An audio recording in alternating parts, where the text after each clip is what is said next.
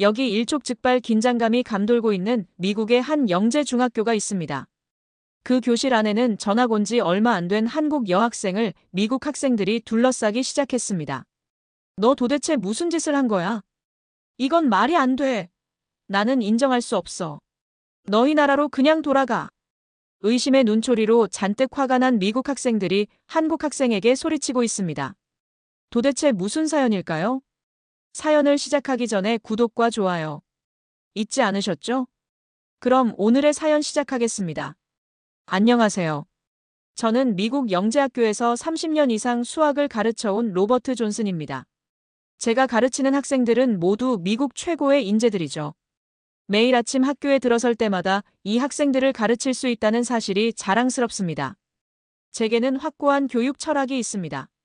학생들에게는 답을 주는 것이 아니라 답을 찾아가는 방법을 가르쳐야 한다는 거죠. 우리 반 학생들은 늘 자유롭게 생각하고 서로 토론하며 문제를 해결해 나갑니다. 이런 과정을 통해 진정한 성장이 이루어진다고 믿습니다. 30년간의 교직 생활하는 동안 저는 수많은 인재를 키워냈습니다. 그들은 지금 하버드, 예일, MIT 같은 최고의 대학에서 자신의 꿈을 펼치고 있죠. 이것이 바로 미국 교육의 힘입니다. 학생들의 자율성을 존중하고 창의적인 사고를 키워주는 거죠. 이것이야말로 세계 최고의 교육 방식이라고 자부합니다. 오늘도 여느 때처럼 수업을 시작했습니다. 교실에 들어서자 테일러와 친구들이 함께 또 문제를 풀고 있더군요. 테일러는 제가 가르치는 학생들 중에서도 특히 뛰어난 학생입니다. 테일러, 오늘도 일찍 왔구나. 네, 선생님. 어제 내주신 문제를 마저 풀고 있었어요. 테일러의 눈빛에서 창의적인 사고에 대한 열정이 느껴졌죠.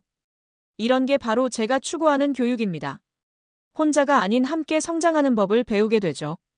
저는 칠판에 새로운 문제를 적기 시작했습니다. 오늘의 수업 주제는 고급 대수학. 학생들의 눈이 반짝였습니다. 우리는 정답을 찾는 것보다 그 과정에서의 배움을 더 중요하게 생각합니다. 자, 오늘은 특별한 문제를 준비했어요. 팀을 이뤄서 서로의 생각을 나누며 해결해 보세요. 교실이 금세 활기찼습니다. 학생들은 서로 의견을 나누며 다양한 해결책을 찾아갔죠. 자유로운 토론과 협력을 통한 학습. 이것이 바로 미국 교육의 진정한 힘입니다. 수업이 끝나고 교무실로 돌아오는 길에 교장 선생님과 마주쳤습니다. 로버트 선생님, 잠시 이야기 좀 할까요? 저를 따로 부르신 이유가 다음 주부터 한국에서 전학생이 오는데 저희 반에 배정하려고 한다더군요. 순간 제 마음이 좀 불편해졌습니다. 한국이라뇨. 그동안 들어온 소식으로는 한국의 교육은 극심한 경쟁과 성적 지상주의라고 하더군요. 학생들의 창의성은 무시한 채 말이죠.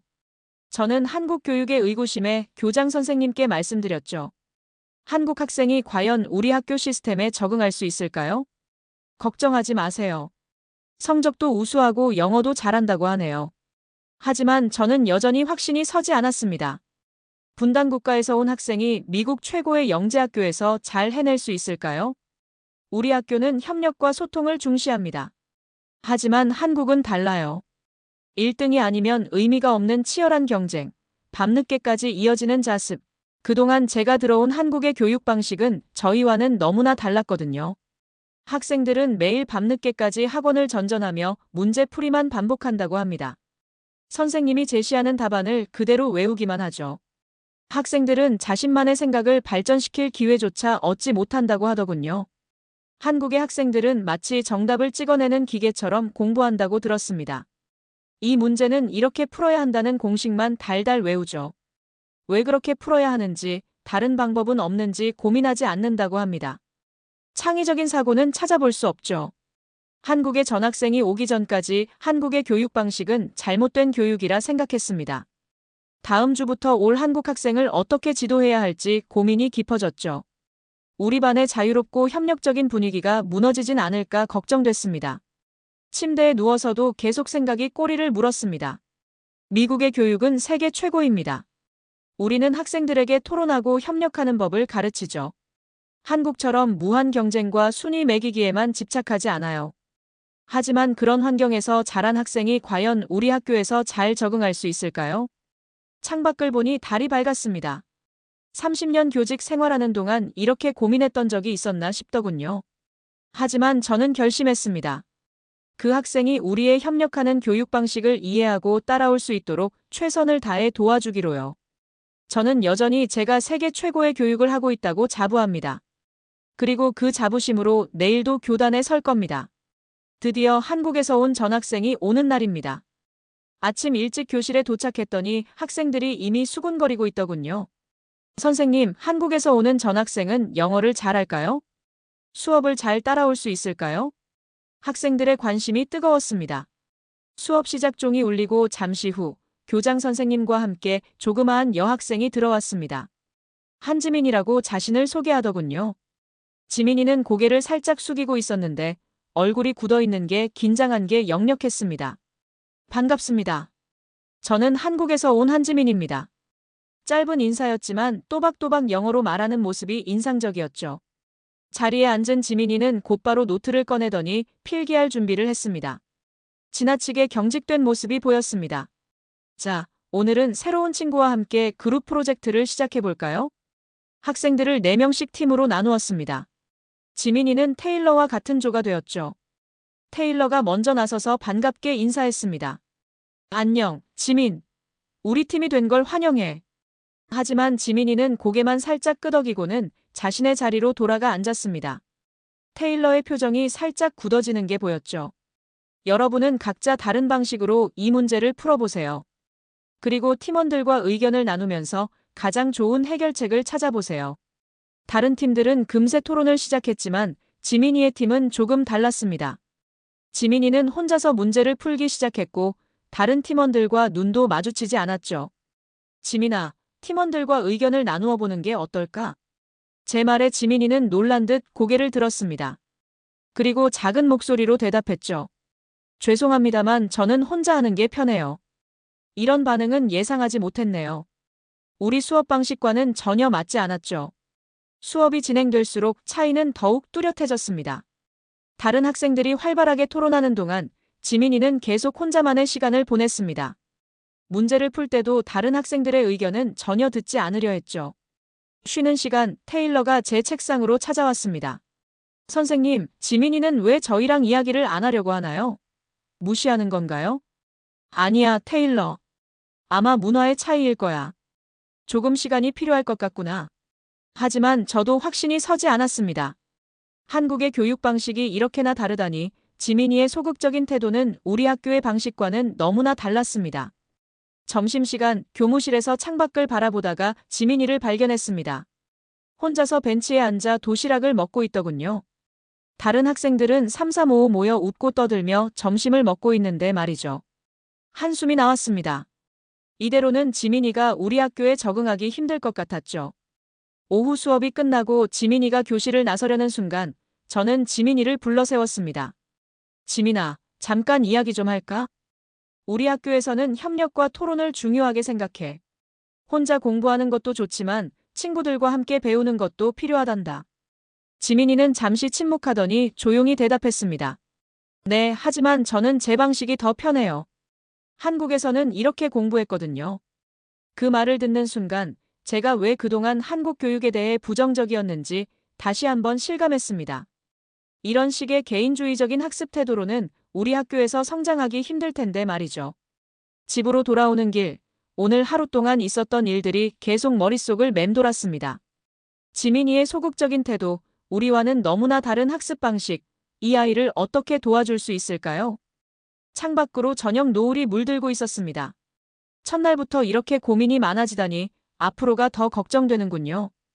과연 지민이가 우리 학교의 협력적인 학습 문화에 적응할 수 있을까요? 시간이 지나고 우려하던 그날이 찾아왔습니다. 오늘은 매년 열리는 수학 경시 대회가 있는 날입니다. 저는 아침 일찍부터 학생들에게 대회 규칙을 설명하고 있었죠.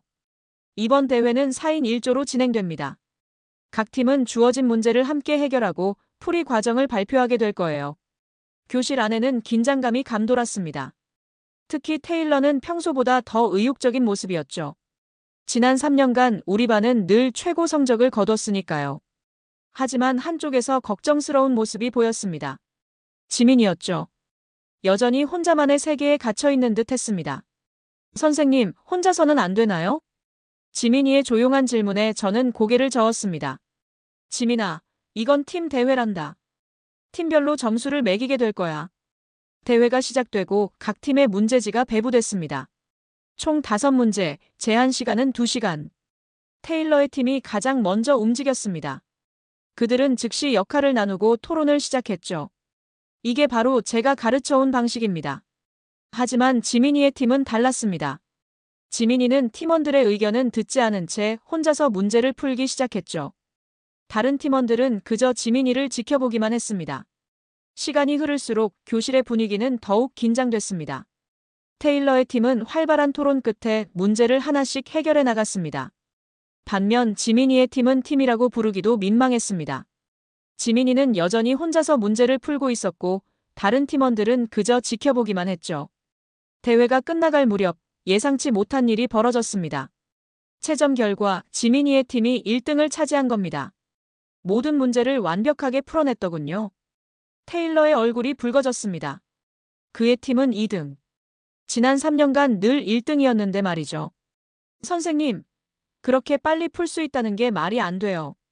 테일러의 항의에 다른 학생들도 동조하기 시작했습니다. 맞아요. 너무 빨리 풀었어요. 혹시 미리 문제를 알고 있었던 건 아닐까요? 교실이 소란스러워졌습니다. 지민이는 고개를 숙인 채 자리에 앉아 있었죠. 저는 한숨을 내쉬었습니다. 학생들의 의심은 이해가 갔습니다. 하지만 동시에 지민이가 보여준 실력은 분명 대단했습니다. 진정하세요, 여러분. 지민이는 자기만의 방식으로 문제를 해결한 겁니다. 하지만 제 말에도 학생들의 불만은 쉽게 가라앉지 않았습니다. 특히 테일러는 계속해서 투덜거렸죠. 한국에서는 다 저렇게 공부하나요? 왜 혼자서만 하려고 하는 거죠? 수업이 끝나고 교무실로 돌아오는 길, 머릿속이 복잡했습니다. 오늘 대회 결과는 이해할 수 없는 점이 너무 많았죠. 지민이가 어떻게 그렇게 빨리 문제를 풀 수 있었던 걸까요? 혼자서 모든 걸 해결하다니. 이건 분명 뭔가 이상했습니다. 창밖을 바라보니 하늘이 점점 어두워지고 있었습니다. 테일러의 의심이 틀린 건 아닌 것 같았죠. 이런 속도로 문제를 푸는 건 정상적이지 않아 보였으니까요. 결국 지민이의 실력이 진짜인지 확인해봐야 할 것 같습니다. 내일은 좀 더 어려운 문제로 시험을 보기로 말이죠. 과연 똑같은 결과가 나올까요? 한숨이 절로 나왔습니다. 역시 한국의 주입식 교육에는 뭔가 문제가 있어요. 이건 제가 추구하는 교육과는 너무나 달랐습니다. 다음 날 아침, 저는 평소보다 일찍 교실에 도착했습니다. 책상 위에는 제가 밤늦게까지 준비한 문제가 놓여 있었죠. 고등학교 수준의 문제들입니다. 이걸로 확실히 알 수 있겠죠. 수업이 시작되고 저는 평소와 다른 분위기로 이야기를 꺼냈습니다. 오늘은 특별한 문제를 준비했어요. 지민이의 눈이 살짝 커졌습니다. 테일러는 의기양양한 표정을 지었고요. 각자 자기 자리에서 풀어보세요. 시간은 30분입니다. 문제지를 나눠주는 순간 교실의 공기가 달라졌습니다. 학생들의 표정이 굳어지기 시작했죠. 이건 분명 그들이 본 적 없는 수준의 문제였으니까요. 선생님, 이건 너무 어려워요. 우리가 배우지 않은 내용 같은데요. 학생들의 불만이 터져나왔습니다. 하지만 제 시선은 지민이에게 고정되어 있었죠. 지민이는 조용히 문제를 읽어내려가고 있었습니다. 그리고 놀랍게도 연필을 움직이기 시작했죠. 망설임 없이 마치 평소에 늘 풀어왔던 것처럼 말이죠. 잠깐. 이게 말이 돼? 저도 모르게 중얼거렸습니다.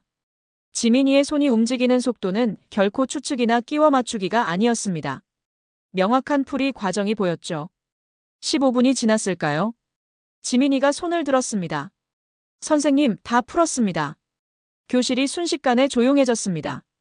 테일러는 믿을 수 없다는 듯 지민이를 쳐다봤죠. 저는 천천히 지민이의 자리로 걸어갔습니다.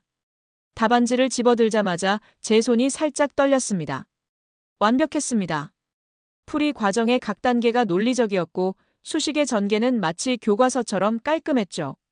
심지어 제가 의도적으로 넣어둔 함정까지 정확하게 피해갔습니다. 저는 지민이에게 이런 문제를 어떻게 풀 수 있는지 물었죠. 지민이는 수줍은 듯 고개를 숙이며 대답했습니다. 한국에서 이미 배웠어요.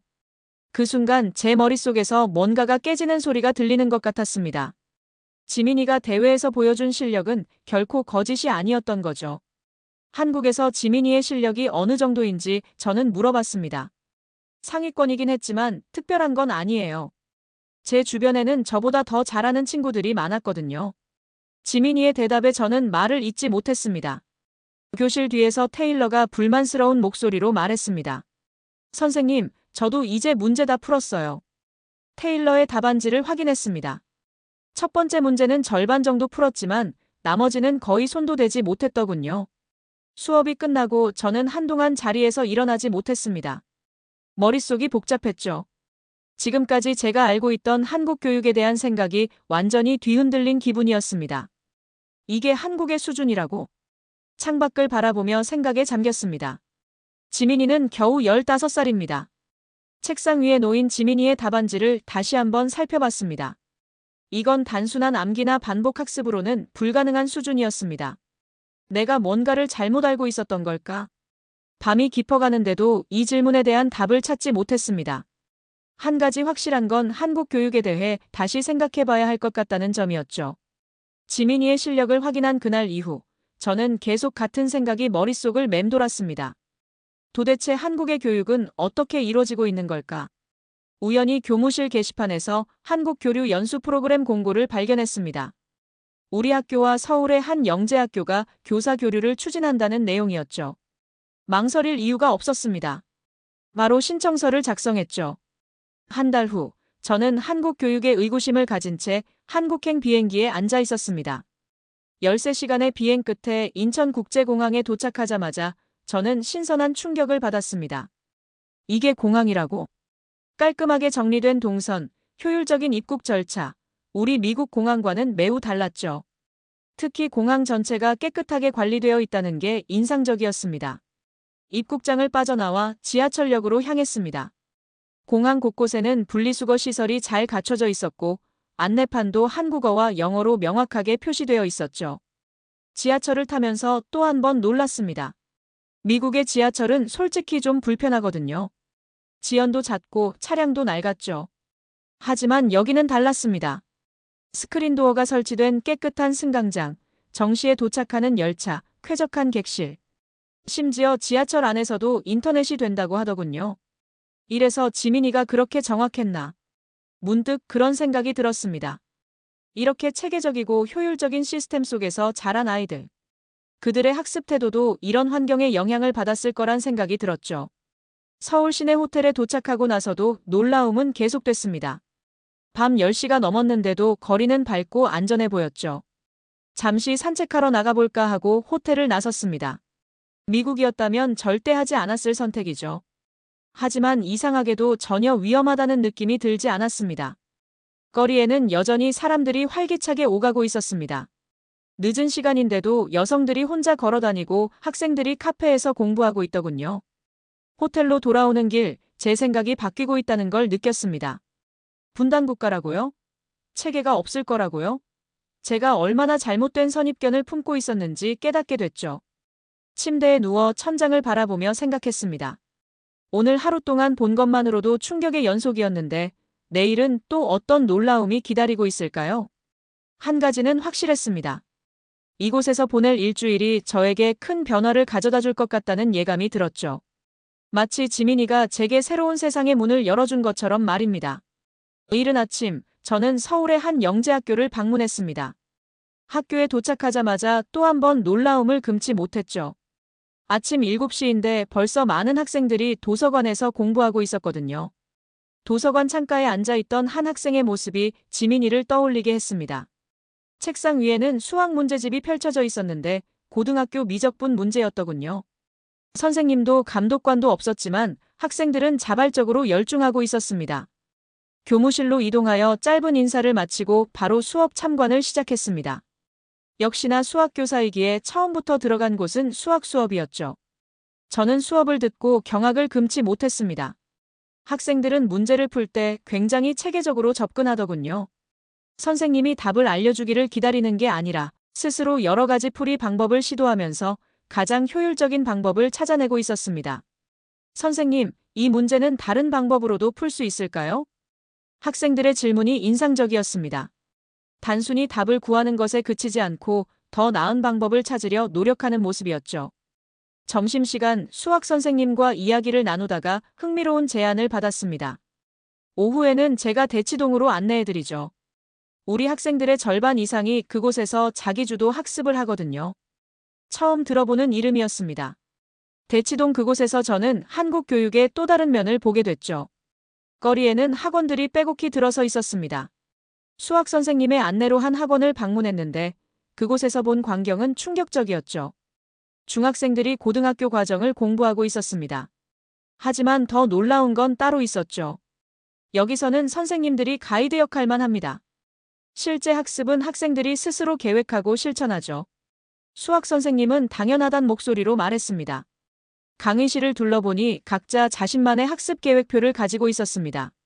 진도, 복습, 심화학습까지 모든 것을 스스로 결정하고 실천하고 있었죠. 매주 학습 목표를 직접 세우고 달성 여부도 스스로 체크합니다. 선생님들은 방향만 제시해주죠. 이제야 지민이를 진정으로 이해할 수 있을 것 같았습니다. 그동안 제가 본 건 빙산의 일각이었던 거죠.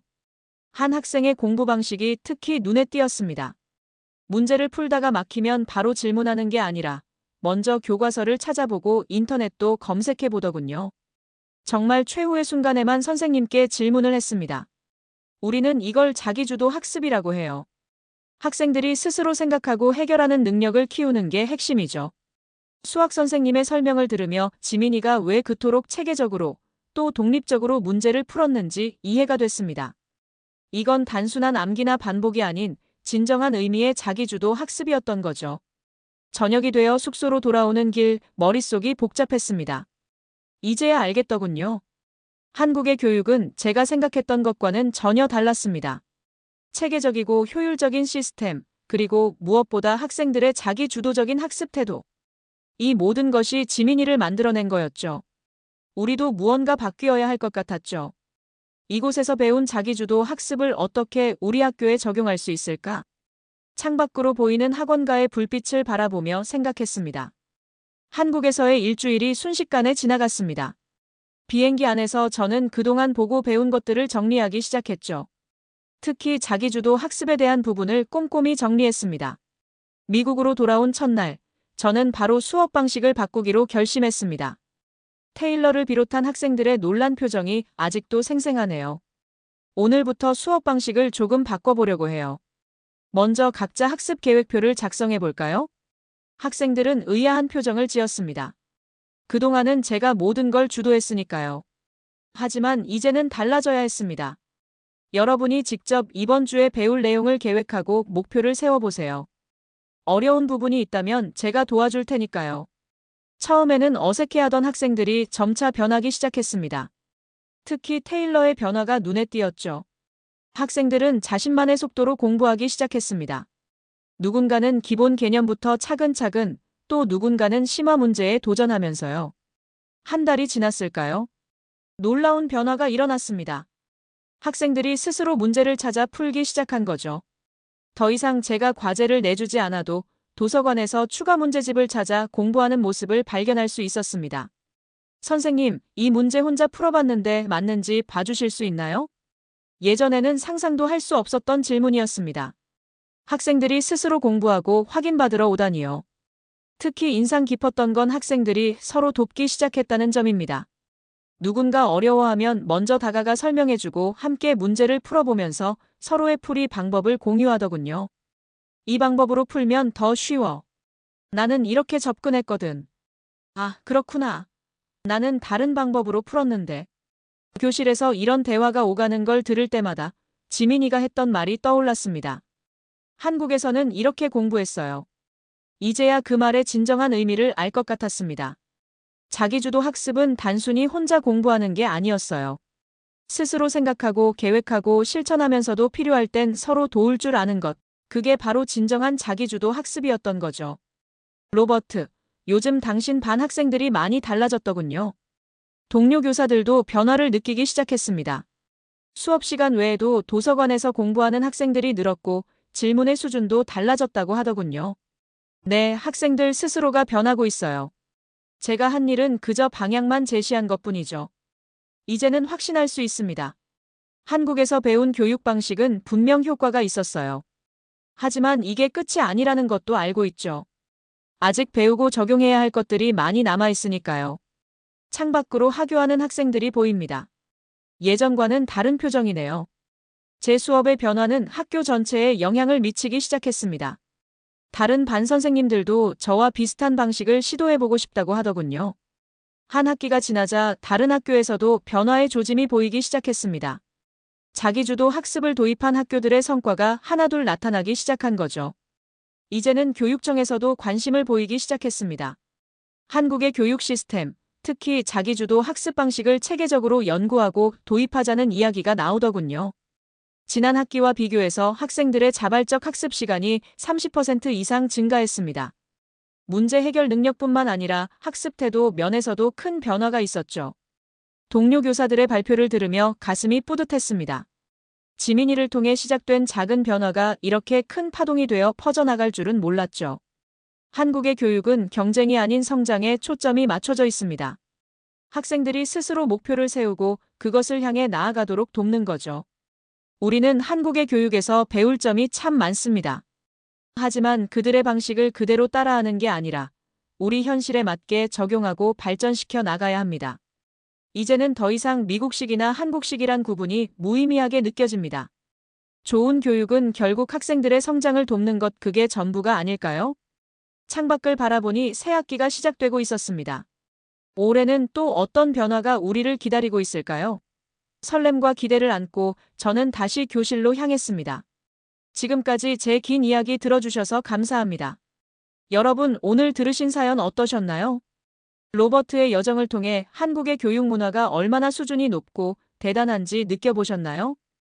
한국의 이런 점은 꼭 소개해줬으면 좋겠다는 내용 있으시면 댓글로 꼭 남겨주세요. 사연이 재밌으셨다면 구독과 좋아요 부탁드립니다. 다음에 더 좋은 영상으로 찾아뵙겠습니다. 지금까지 감동라떼였습니다. 감사합니다.